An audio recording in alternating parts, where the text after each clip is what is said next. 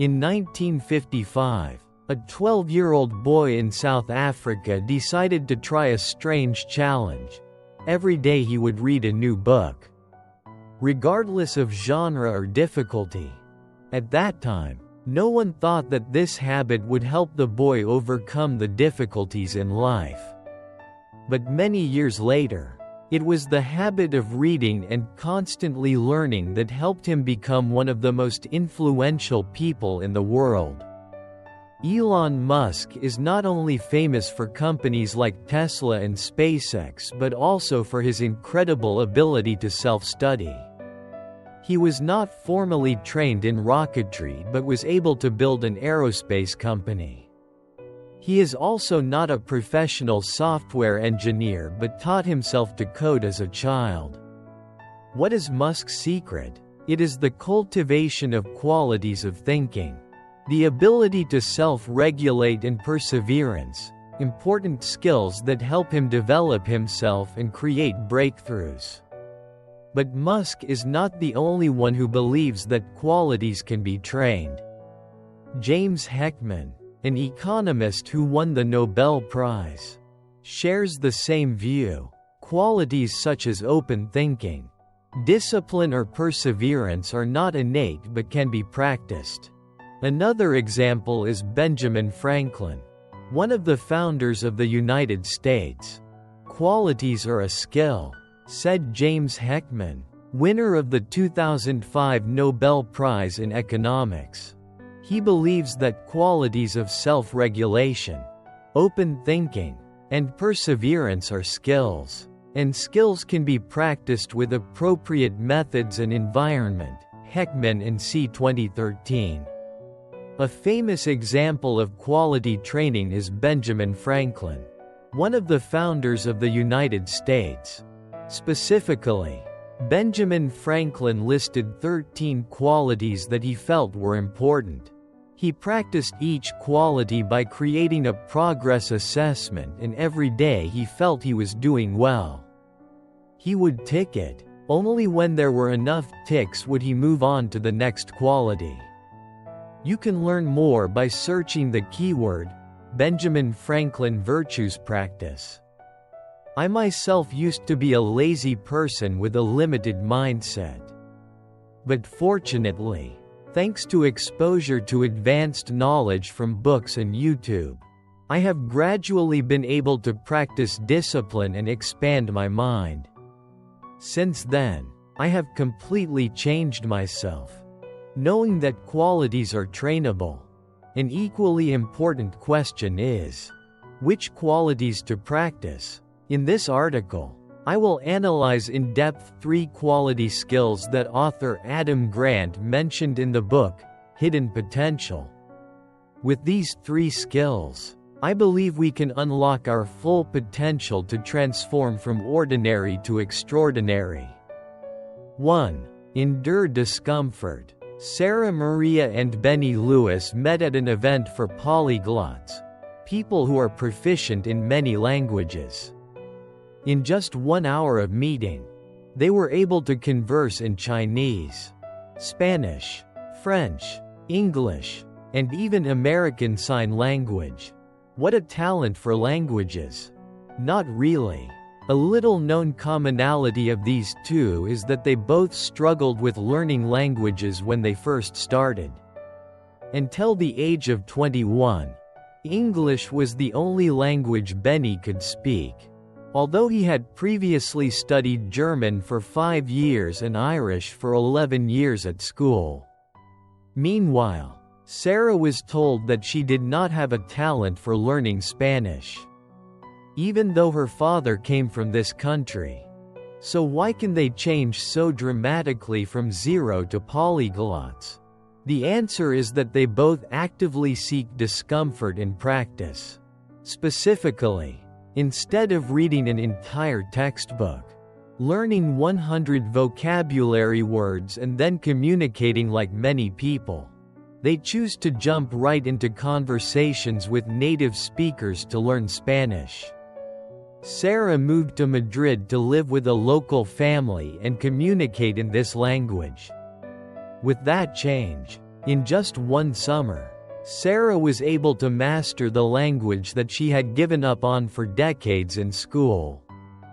Benny was also able to learn a new language by finding native speakers and actively chatting with them instead of just memorizing vocabulary as before. It can be seen that Benny and Sarah chose to directly practice the language through communication. Even though they did not know any basics, they only learned a few basic conversational sentences and then learned directly through experience. This method is not easy at all because they will make many mistakes. As Benny once introduced himself with the wrong gender and said he was attracted to cars. But it is these mistakes that will help us learn faster because according to the hypercorrection effect, we easily remember information if we make mistakes and correct them rather than learning in the usual way. Butterfield and Metcalf. 2001. If we don't dare to make mistakes but only learn in our comfort zone, we will lose valuable learning opportunities that only practical experience can bring. Now Benny has set a goal that every time he learns a new language, he will try to make at least 200 mistakes a day. Not only with learning languages, learning any other subject also requires us to endure discomfort. In the science of learning, there is a concept called desirable difficulty, which refers to learning methods that challenge our intellect but are extremely effective. Some methods belonging to desirable difficulty can be mentioned as spaced repetition, interleaving, generation, etc. In other words, almost all learning methods that have been scientifically proven to be effective belong to desirable difficulty. One reason is that when we feel a slight tension while learning, the brain will release neurochemicals such as acetylcholine and adrenaline.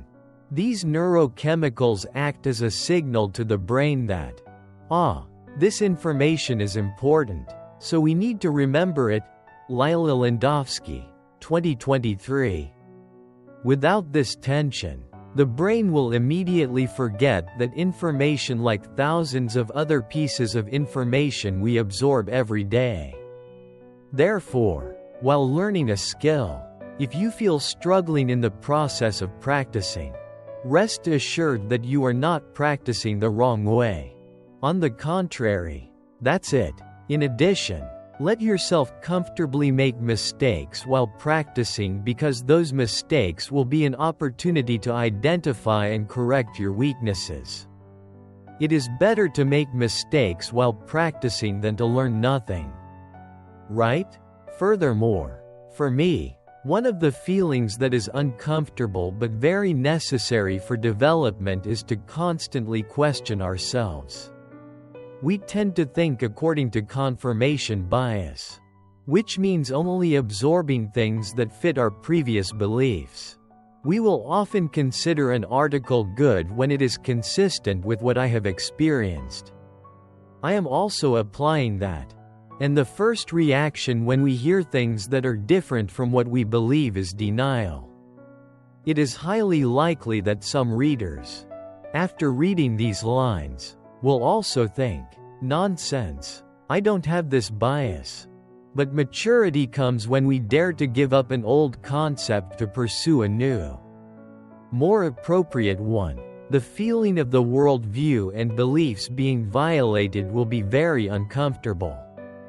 I understand that. That is why people often do not change until we experience a major event or are hit by reality so hard that we have to jump out of the illusion we have built for ourselves.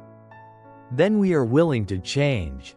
I wonder if we can suffer less but still receive the benefits that events bring. Currently, although it is not easy, I always try to find opinions that are contrary to what I already know but have the potential to help me change myself. When learning, if I find a method that has been scientifically proven to be good, I will definitely try it, Even if my old thinking tells me it's not right. When someone gives me advice, if my immediate reaction is anger and saying, "No way, you don't understand me," I will immediately stop and consider whether it is actually true. I am not always able to do this, but I constantly reflect and try to correct myself. Currently, I realize myself and those around me also assess that I am less stubborn and know how to listen more than before. But I still have a long way to go. However, not everyone's advice you should listen to. But you must be selective. I will discuss this in more detail later. I chose to write about the quality of enduring discomfort first because it is closely related to the next two qualities. How they are related, please read on. 2. Become a human sponge in learning. In nature, although sponges are simple creatures, they have extraordinary survival abilities. Some types of sponges can live for more than 200 years thanks to their durable bone structure and especially their porous body structure that helps them continuously absorb water and remove unnecessary impurities. Similarly, in learning, we can become sponges when we have the ability to absorb information proactively and know how to filter out unnecessary things for our development. In the book, Hidden Potential, Adam Grant mentions 2 indicators to classify types of people in learning: approach and filtering goal. The most alarming group is easy to guess. It is a group that both learns passively and is dominated by a big ego. This group is like a rubber ball. No matter how you twist or turn it, it will return to its original shape. Any information that comes to this group is like water off a duck's back. A less alarming but not optimal group is a group that actively absorbs information but has too high an ego. People who always ask for other people's opinions but only agree with opinions that are similar to theirs. And any opinion that is contrary to theirs, they immediately jump up. They belong to this group because they are like Teflon, although it has the ability to withstand heat and durability very well. Nothing can stick to it, just as no opposing advice can stick to this group. The opposite of the Teflon group is the clay group. This group, because they want to develop, is willing to accept all advice. They are often considered easy to teach and obedient. This group is a typical representative of the image of a good student in Asia. These clay people are willing to do anything that teachers and schools tell them to develop. But if there is no one to teach them, they will easily get lost. Clay is shaped, of course. Here is the continuation of the article, with the same tone and style as before. 3. Become a part-time perfectionist.